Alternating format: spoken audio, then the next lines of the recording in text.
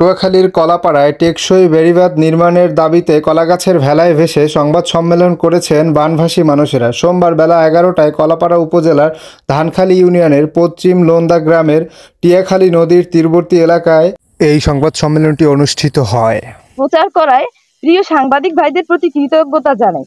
আমরা আশা করছি আমরা কাউকে খুঁজে পাইনি। এর আগে বিভিন্ন দপ্তরে বিভিন্ন ফসলের জমি বিয়ের জরিপে মালিকানা রেকর্ড হয়েছে। এছাড়া কিছু পরিবার খাস জমিতে ওই পানিটা যে সময় ওঠে ওই সময় যে আমাদের যে চলাচলের যে প্রধান রাস্তাটা ওইটা তলিয়ে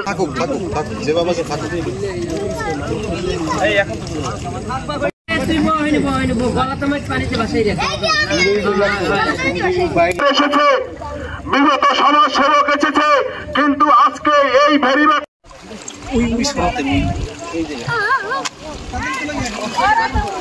এবং টিকসই বেড়িবাঁধ যাতে আমাদের এই বেড়িবাঁধটা হয় এবং 6 থেকে 700 একর জমি, কিন্তু টেকসই বেড়িবাঁধ